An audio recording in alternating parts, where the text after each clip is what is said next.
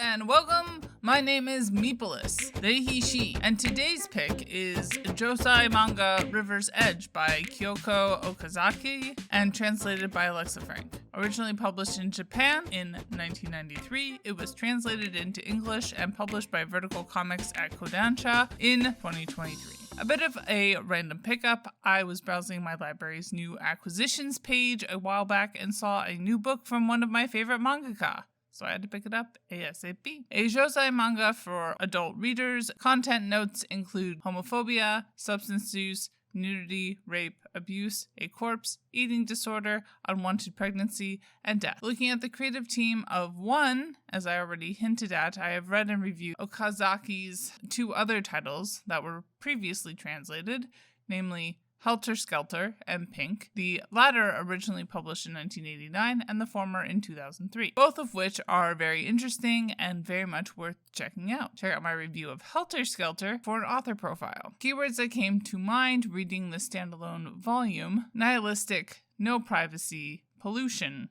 and coming of age. Flipping over to the back, we have the summary. Quote, a story of adolescence filled with friendship, drama, and intertwined relationships of 6 high school friends. At the edge of the city, not far from the sea, a field of goldenrod sways in the breeze, its veil of amber flowers obscuring secrets underneath. Old bones forgotten, memories rest in silence, waiting for someone to dig them up. This is where the lives of 6 young men and women intertwine in ways both tragic and extraordinary. Decaying secrets are revealed as they form friendships from pain, find betrayal in pleasure, and stare into the face of death itself. In a field of gold by a stagnant river under the smoke-filled skies. End quote. Very different from most other manga I read in both artistic and literary style. It's a very adult look at what it means to be a latchkey teenager in the most unsexy way possible. A story removed from myself in both decades of time and a great expanse of space. It was both a very different view of Japan,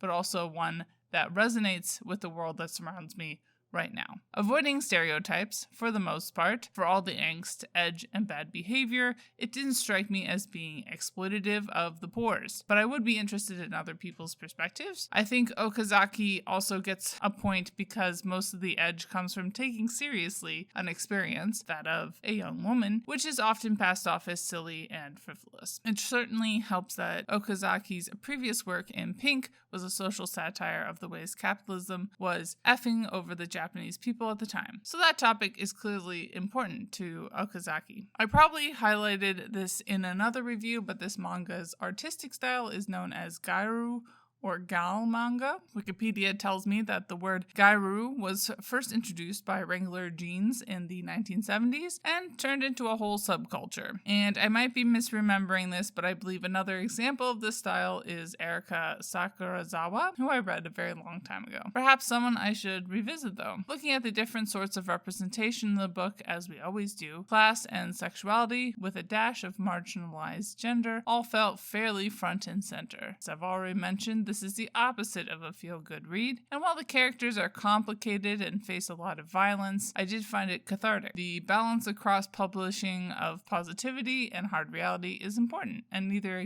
extreme is a must-read. Things I appreciated in these categories was a questioning of straight sex, and first times in particular, alongside the imbalanced impacts of unplanned pregnancies. We also have a sympathetic gay character, although he faces a lot of violent homophobia, which certainly is not something everyone needs to consume right now. In contrast, race and disability were pretty one-note / non-existent. The closest we got was a fat character who only seems to sit in front of their computer all day, eating and being jealous of our main character, and ultimately violently attacking her. A very deep and serious flaw in this book. Wrapping things up, a very interesting read that I waited way too long to review. I hope I did it justice. Bye y'all, keep reading, and stand with striking workers. And literally graphic is created on land that should be given back to the traditional landholders, which in this case is, to my knowledge, the Mississaugas of the Credit First Nation, an Anishinaabe people, the Haudenosaunee Confederacy, and the Huron-Wendat Nation.